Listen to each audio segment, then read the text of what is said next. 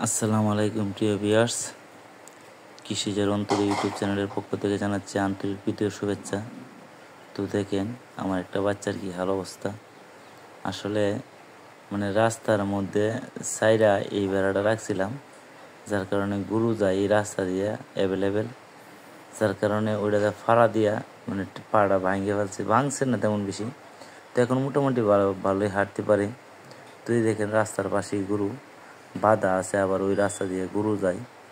তো হুটহাট করে যখন রাস্তার উপরে উঠে যায় তখন গরু যাওয়ার সময় একটা বাচ্চা হালকা একটু পাড়া গেছে। তো মোটামুটিভাবে ভালোই হাঁটতে পারে। তো দোয়া করেন যেন গরুর এই বাচ্চাটা সুস্থ থাকে, সবল থাকে। আসলে একজন বেড়ার খামারির অনেক কিছু দিক বিদিক নির্দেশনা রাখতে হয়। আসলে বাচ্চার কেয়ারটাই আসল। আপনি যখন বাচ্চা প্রথম জন্ম নিব, ওটা মিনিমাম 1 সপ্তাহ ওটা আলাদাভাবে রাখতে হয়, বা যেহেতু অন্য সবগুলোর সাথে নেওয়া যায় না, যার কারণে ওইগুলোরে 1 সপ্তাহ 7 থেকে 10 দিন আলাদাভাবে রাখতে হয়, যতক্ষণ পর্যন্ত শক্ত না হয়েছে, মার সাথে দৌড়ায় না যেতে পারে। আসলে ওই বিষয়গুলো খেয়াল রাখতে হবে। তো অন্য বেড়াগুলো মাঠে ঠিকই চলে গেছে।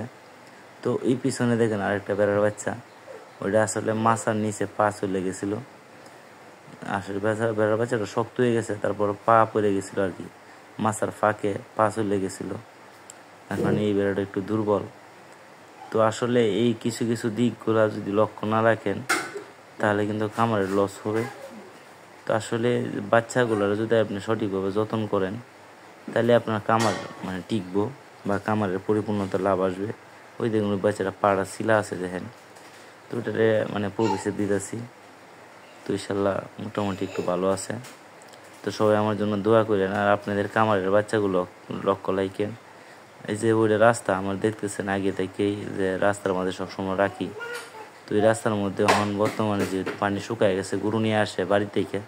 আগে গরু নিয়ে আসতে পারতো না, এখন গরু নিয়ে আসে। ওই দেখেন রাস্তার পাশে গরু।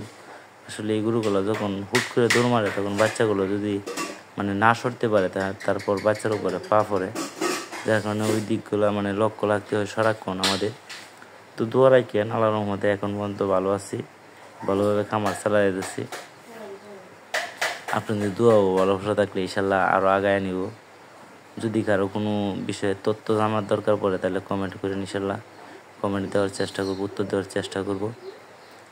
আর বিশেষ করে আমার চ্যানেলটা যদি কারো কাছে ভালো লাগে তাহলে সাবস্ক্রাইব করে পাশে থাকেন। যে কোনো পরামর্শের জন্য ফোন দেন। ইনশাল্লাহ যতটুকু পারি আমার ক্ষুদ্র জ্ঞানে আপনাদের হেল্প করার ইনশাল্লাহ করার চেষ্টা করব। আসলে মেন সাবজেক্ট হলো বাচ্চার, আপনি যদি খামারে বাচ্চা টিকে তাহলে খামার টিকবো, আর যদি বাচ্চা না টিকে তাহলে আপনার খামার টিকবো না। তো অবশ্যই বাচ্চাগুলো সঠিকভাবে যত্ন নেবেন, পরিচর্যা করবেন।